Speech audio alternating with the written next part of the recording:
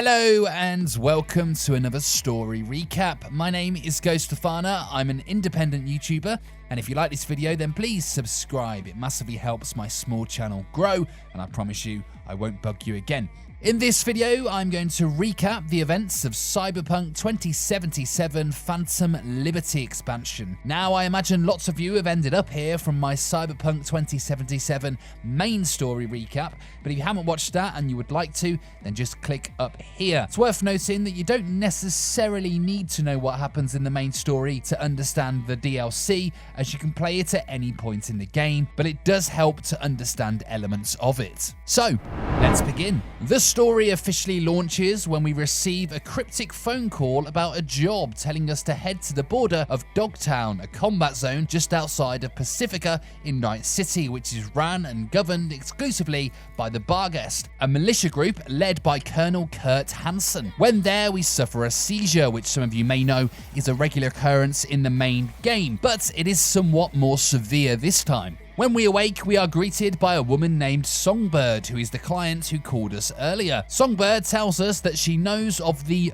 bomb in our head and then, in a shock twist, sees and interacts with Johnny Silverhand, a feat that no one else in the game has yet achieved. After touching him, Songbird seems to kind of shut Johnny out, leaving just her and V. She goes on to explain that she is a netrunner and has hacked onto our relic in order to have a conversation with us, but needed to boot Johnny off first. She also states that she can help cure us of the relic and save our life, which is what we're striving to do in the main story. She then explains that she is not actually here. She is instead currently sat opposite the president of the NUSA on Space Force 1, which has been hacked and is being forced to emergency land in Dogtown. Their comms on board are down, meaning using the relic to communicate with V was her only option. Songbird gives us the task of salvaging the president from the incoming landing site and getting her safely out of the very dangerous Dogtown. After infiltrating a secret entrance, we make our way inside of said Dogtown. Woof woof. Songbird directs us to the site where Space Force 1 is due to land, but when there,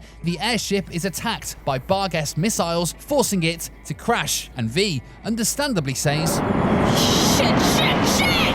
We fight our way to the crash site and find President Myers alive. The president, just like Joe Biden, is a skilled kickboxer and takes us down. Once we explain that I'm literally here to save her fucking ass, Myers calms down and joins us as we try and get out of Dogtown. On the way, we try to contact Songbird, who wasn't found at the crash site. However, we can't get in touch, but hey, at least Johnny is back. Guess you got me and only me. We get Myers to a safe spot for the night and both catch some shut-eye. The next morning, Myers tasks us with finding Songbird, or Somi as she calls her. In order to do so, she asks us to reach out to Solomon Reed, an NUSA sleeper agent living in Dogtown. We're also officially made into a special agent for the FIA, some 24 hours this is. We track down Reed and holy shit, it's Stringer Bell, or the Man from the Sky adverts if you're uncultured. It's Solomon meets with Myers, and we learn that years ago, Reed was left for dead in Night City by Myers, so naturally, he's a little bit hostile. Eventually though, he does agree to help us find Songbird. We meet with Alex, a former associate of Reed, who is delighted to see him. Turns out things are very frosty due to the events surrounding Reed's near death 7 years ago. The cover story for that op is that Reed sold out to Arasaka, which is why Alex is so hostile. We also learn that Alex is in possession of some pretty nifty tech, which allows her to change her appearance. She then turns her aggression to us, and I'm like, shut the fuck up, bitch. I've been playing Cyberpunk since release day. I'm level 80. After a friendly catch-up, Alex agrees to help us find Somi, in exchange for the president promising her a luxury new life in Monaco. Go back inside, tell him I'm in. Alex then tells us of a Voodoo Boys netrunner named Slider, who may be able to help us contact Songbird. We find Slider's hideout and with Reed's help fight through the Voodoo Boys, eventually finding Slider, who is a deaf guy. I am blind, not deaf. Okay, sorry, blind guy.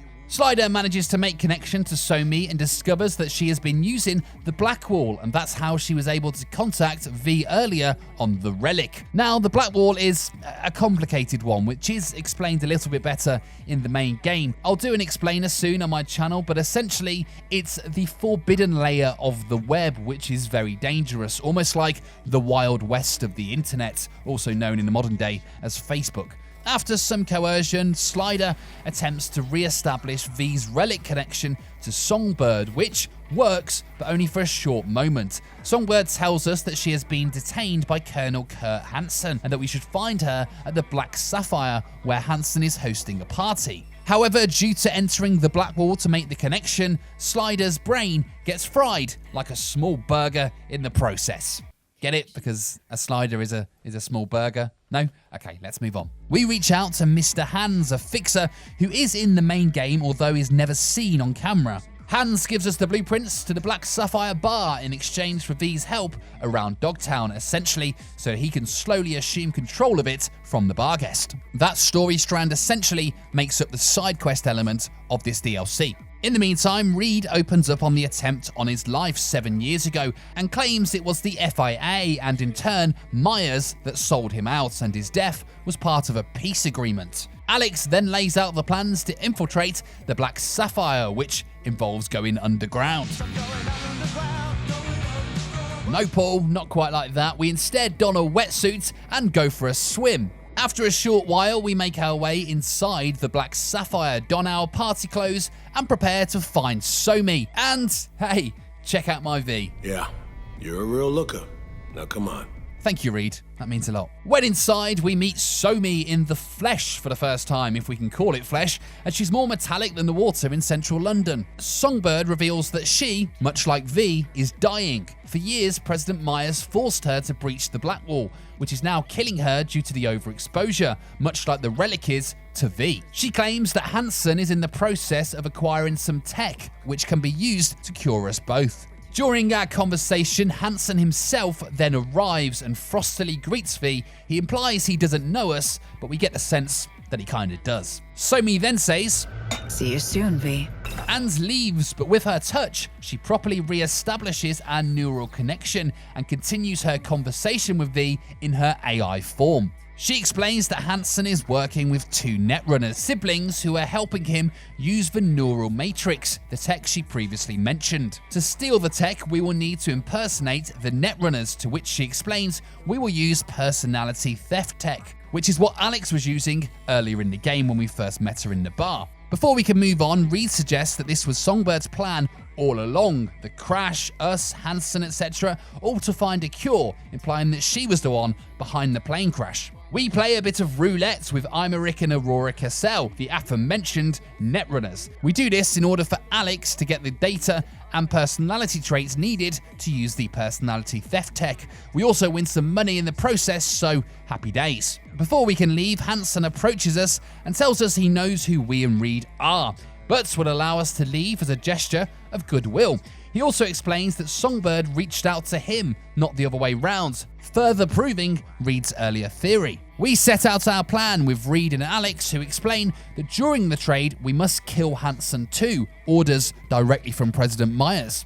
Before we begin the heist, Songbird meets us and admits to Reed's claims. She set up the plane crash as an elaborate means to get the neural matrix from Hansen to cure herself, and hired ourselves to make sure the president survived. She didn't anticipate Hansen shooting the plane down, however, it was just supposed to crash land. Somi claims that she had no other option, and it's through desperation to survive that she planned this, and appeals to V to help her skip town, where she has a Ripper doc who will help her create the cure, which we can then use too to also fix our relic problem. Still with me? Good. However, sometime later, Reed asks us the opposite.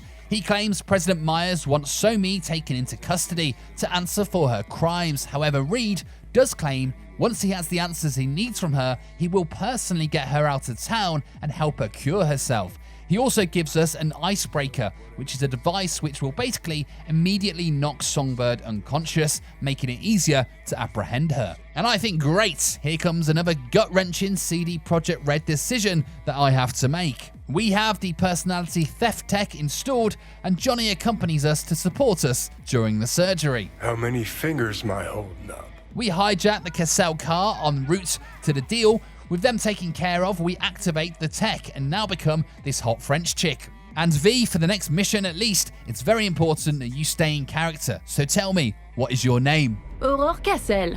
Who the fuck is asking? Okay, no need to be rude. The French. We successfully infiltrate the trade as the Cassells and help Somi access the neural matrix. We then are presented with the option I was dreading. Do we betray Reed or do we betray Song? Now this was tough. I like Reed as a character. He's complex for sure, has his demons, but deep down I feel like he is a good person. However, President Myers, whom he was working for, is much more shady, and coupled with the fact that I related to Song's situation somewhat, given it's very similar to V's, I said, I'm with you, Somi. we get the tech and Alex kills Hansen before Songbird cuts the power, allowing us to escape. Alex and Reed soon realize that they've been betrayed and pursue us. We manage to evade them and get to safety. Song jumps in a car and tells us that she'll be in touch, and I'm like, great, I'm walking home then, am I? Now, if you do decide to go with Reed instead, the icebreaker won't fully work and will cause Somi to be enraged at the betrayal. She voluntarily enters the Black Wall, which causes her to suffer from cyberpsychosis, which attracts Max Tech, leading to a huge shootout, which eventually leads to V either mercy killing Somi or her being captured by the NUSA. Now, sometime later, Reed contacts us on the Holo and says, We, the FIA, we're gonna find you too. and I think, You're hard showing off. Somi later makes contact and we meet her and find that she is in a very bad way, dying even. She explains the clinic that will cure her is on Luna, which is the moon. So we're quite literally going to a doctor's surgery on the moon. Meanwhile, in England, I can't even get an appointment at my local surgery. Song also explains that the AI tech in the neural matrix will then be used to make a prototype cure, which the clinic will then use to cure us both. In order to catch our flight to the fucking moon, we have to sneak into the airport, of which is on high alert as the FIA are there seeking us. We witness Myers briefing Reed and giving him the kill order for Songbird, which Reed is clearly conflicted about. When cornered by FIA forces, Songbird is forced to access the Black Wall yet again, but is too weak to harness its tech, so uses V as a proxy, to which the game basically then becomes Hogwarts Legacy, and we can start throwing around energy-like spells like it's Avada Kedavra. As we approach the rather impressive spacecraft, which is certainly not a Ryanair flight, Songbird says, Neural Matrix V can only be used once. and I'm like, fucking come again? Essentially, Songbird has known the neural matrix only held one cure, meaning she knew she could never actually save V, and she used that as bait to get us to help her. Or, as it's more accurately summed up by Johnny S., Hot diggity fuck. Color me impressed. we carry a nearly dead Somi to the spacecraft and are confronted by Reed. After learning what we know about the cure, he proposes a new deal. We allow him to take Somi to likely be killed on Myers' orders, and then we take the flight and in turn, the cure. The heartless bastards that are CD Projekt Red then force us into another tough decision. We essentially take his deal, killing Somi with no guarantee the clinic will hold up their end of the bargain when a different patient rocks up, or we betray Reed again and kill him to save Somi. Now, I wanted both of them to live, but even after Songbird's lies and betrayal, she was still just trying to survive desperately, when Reed was still just following orders from President Myers. So I said, Not giving her up, Sol. now choosing the other option leads to Reed taking her away. Reed later tells us that she did survive, but he can't tell us any more, suggesting she is a prisoner and still likely being forced to breach the Black Wall by Myers. But in my choice line with Reed dead, we then place Songbird on the ship and watch with Johnny, unsure if we will ever see or hear from her again. Fly me to the moon. Let me play. A long time passes in the game, and then we receive this text message. We return to the place that Songbird took us before and find a souvenir from Luna, implying that Songbird survived the events up there. On that, the quest and the DLC officially ends. Thank you for watching this video. Any questions about the plot, then please just pop them in the comments below and I'll do my best to answer them. And subscribe to see other videos just like this for the most popular video games. Thank you.